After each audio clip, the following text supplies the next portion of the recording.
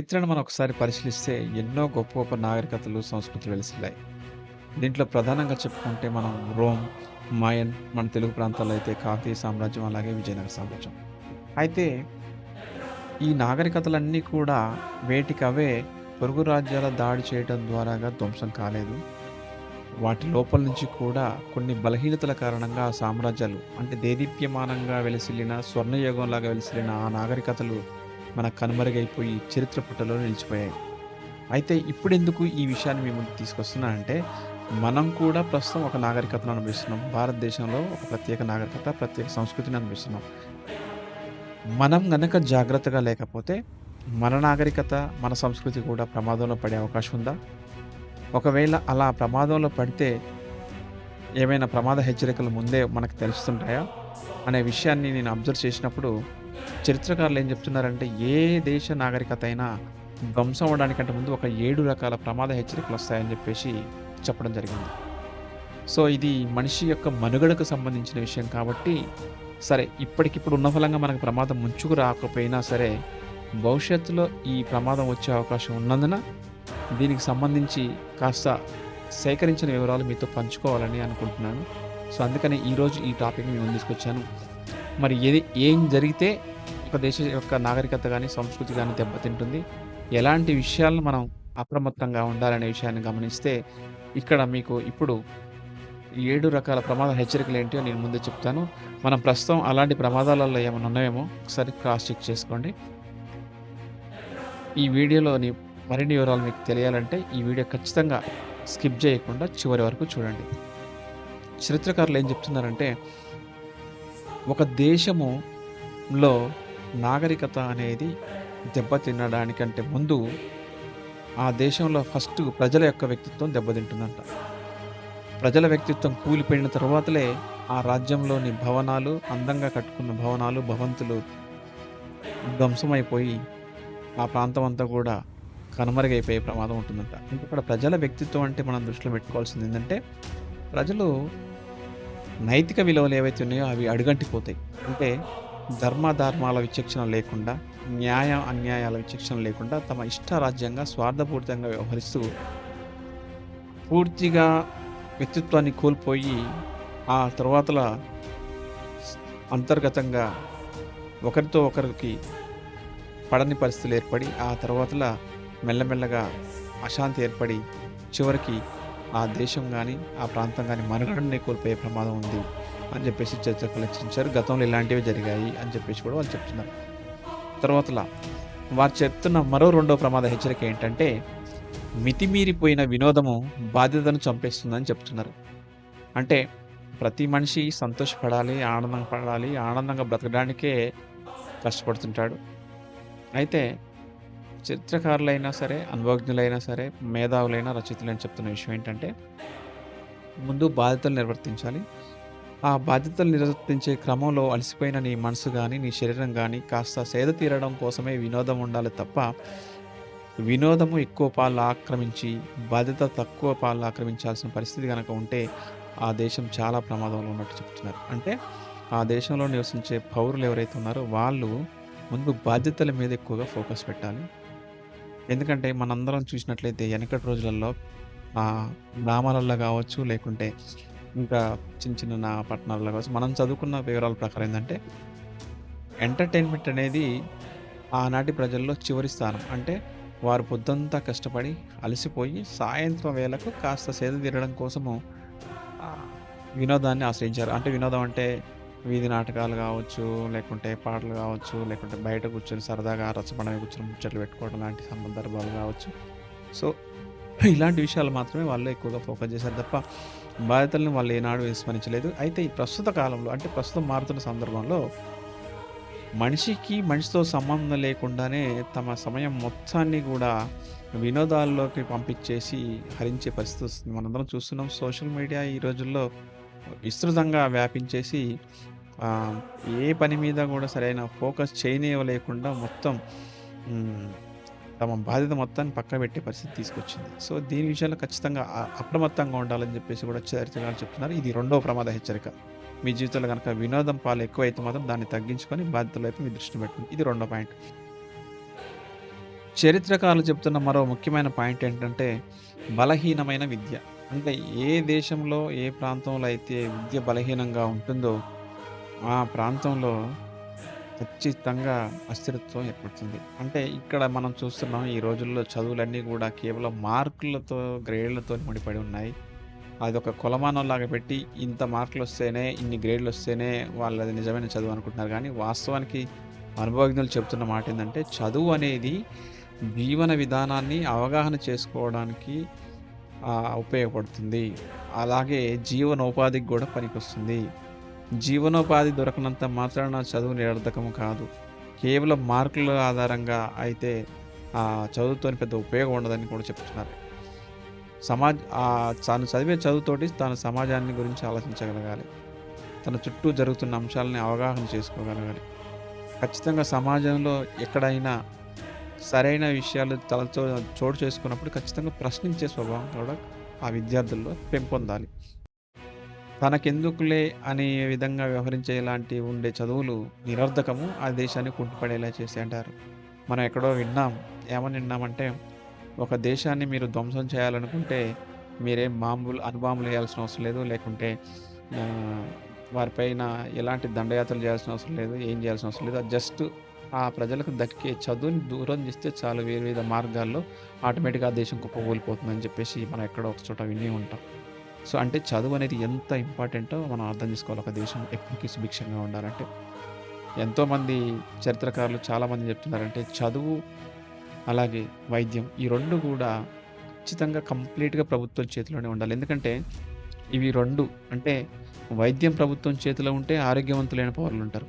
విద్య ప్రభుత్వం చేతిలో ఉంటే అలవోకగా తెలిపితే అక్కడ ఉన్న ప్రజలకి ఆ విద్య గూడా వారికి తొందరగా దక్కి అన్ని వర్గాల వారికి దక్కి దాని ద్వారా సొంతంగా ఆలోచించగలిగేలాగా ఉండి ఆహ్, ఒక మేధో వర్గం అనేది ఆ దేశానికి పెద్ద సంపదగా ఉంటుంది. వీళ్ళే భవిష్యత్తులో కాబోయే మానవ వనరులు కాబట్టి ఖచ్చితంగా విద్య, వైద్యం అనేది ఆహ్, ప్రభుత్వం చేతిలో ఉండాలి. అది కూడా బలమైన విద్య, బలహీనమైన విద్య గాదు. బలమైన విద్యనే వారికి అందుబాటులో ఉండాలని జెప్పేసి చెప్తున్నారు. ఇకపోతే నాలుగవ ప్రమాద హెచ్చరిక ఏందంటే, ఏ దేశమైతే కుప్పకూలిపోతుంటుందో, ఆ దేశంలో అవినీతి అనేది చాలా సాధారణ అంశంగా మారిపోతుందని చెప్తున్నారు. అంటే ఇది నేను చేస్తుంది ఒక రూ. 10 సంబంధించిన మోసమే గదా!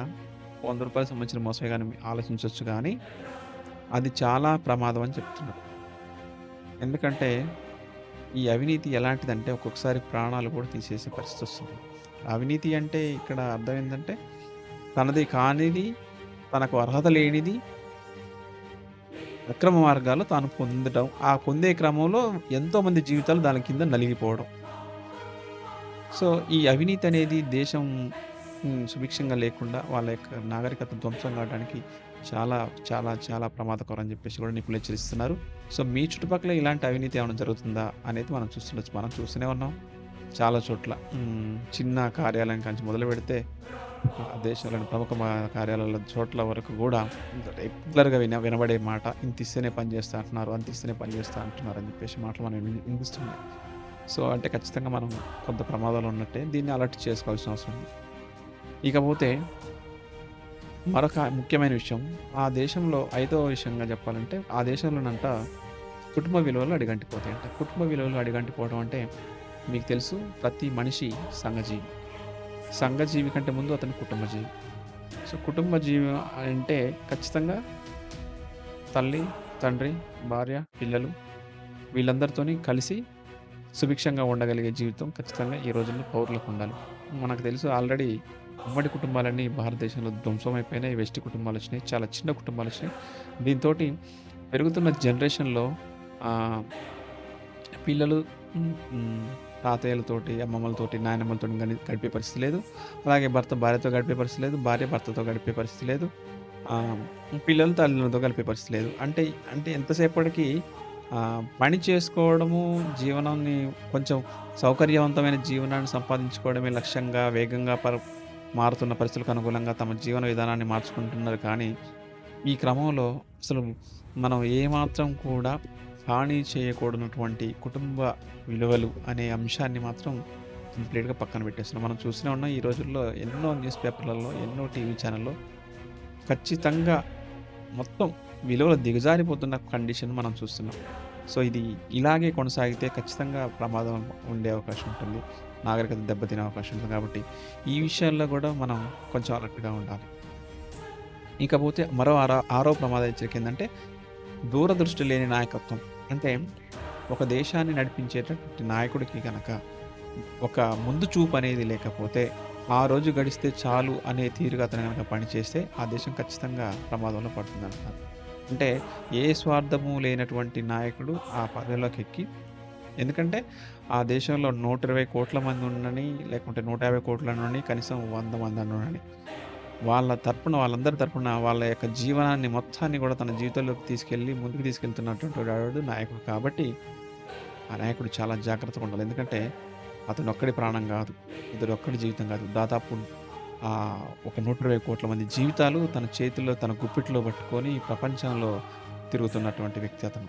సో, అతను ఖచ్చితంగా బాధ్యతాయుతంగా వ్యవహరించాలి. నిర్లక్ష్యంగా వ్యవహరించకూడదు. ప్రతి అంశంలో కూడా చాలా ముందు చూపుతో వ్యవహరించాల్సిన అవసరం ఉంటుంది. తన ఇష్టానుసారంగా వ్యవహరిస్తే ఇంతమంది జీవితాలు గూడా పణంగా పెట్టినట్టవుతుంది. కాబట్టి నాయకుడనేవాడు సొంతంగా నిర్ణయాలు తనకు నచ్చిన విధంగా నిర్ణయాలు తీసుకోవద్దు. ప్రజాభీష్టం మేరకే నిర్ణయాలు తీసుకోవాలి. ప్రజాస్వామ్యంలో ఇదే జరగాలి. ఖచ్చితంగా జరగాలి. ఇది జరగనప్పుడు మాత్రం ఆ దేశం దెబ్బతినిపోతుందని జెప్పేసి గూడా చరిత్రకారులు చెప్తున్నారు.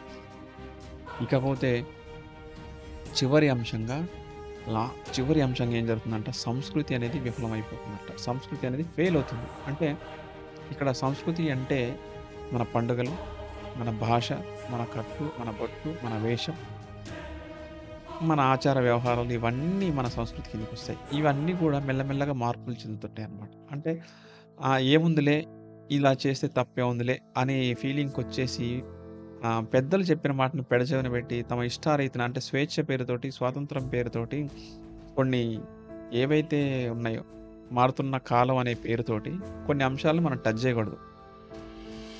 విలువలని అస్సలు టచ్ చేయకూడదు. విలువలనేవి శాశ్వతంగా ఉండాల్సినవి అవి. విలువలని మనం టచ్ చేయకూడదు. ఈ విలువల ఆధారంగానే విలువల మీద బేస్ అయ్యే సంస్కృతి కాపాడబడుతుంది. ఇవి ఎప్పుడైతే పక్కకు పోతాయో ఆటోమేటిక్‌గా సంస్కృతి కూడా దెబ్బతింటుంది. ఒక్కసారి సంస్కృతి దెబ్బతిన్నదంటే ఇంకా ఈ సమాజాన్ని ఎవరు రక్షించలేరు.